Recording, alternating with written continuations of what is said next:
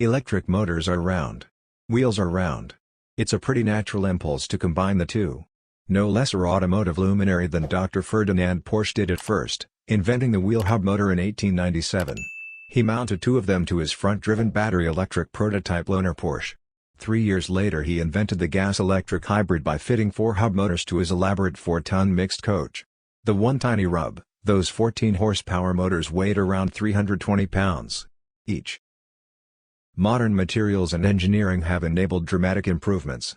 For about 7 years, Protean Electric has been selling a 100-horsepower hub motor that weighs just 68 pounds. So why do all volume-produced EVs still mount their motors inboard? To minimize unsprung weight for optimal ride quality. Enter Silicon Valley inventor and serial startup founder Marcus Hayes and co-inventor Scott Streeter.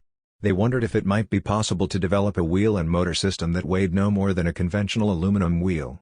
As folks in their neighborhood so often do, Hayes, Streeter, and the Orbis Wheels team looked to disrupt as many paradigms as possible.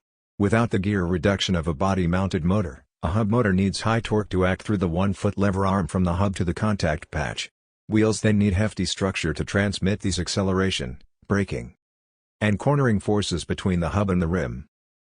Mass, cost, and rotational inertia instantly plunge with this approach. Mounting the motor so that it drives a rim-mounted ring gear, via a small pinion shaft, lowers the required torque to get the wheel spinning. It also greatly increases the electric motor's top speed. And guess what? Motors wound for high RPM instead of high torque, like those on a drone copter, can deliver the same power as high-torque motors using vastly less copper and hence weighing 1/28 as much. Bam! A cost and weight savings twofer. How does a hubless wheel connect to the car? Traditional suspension links attach to a carrier that supports the motor, brake caliper, and a triangular wheel bearing system. The car's weight bears on 2 pairs of rollers located at the 5 and 7 o'clock positions on the rim. A third set at 12 o'clock keeps the wheel from tilting. The inner and outer bearing race surfaces on the rim are angled to transmit side forces when cornering, and PTFE anodizing of the aluminum rim and Delrin rollers negates the need for lubrication.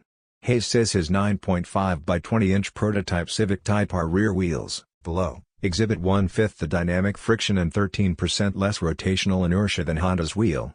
Covers and seals are expected to exclude debris, and typical air-cooled automotive-grade DC motors are tolerant of occasional, temporary submersion in water. I worry about those bearings and am eager to study the durability testing results once Orbis fits motors to the Civic wheels.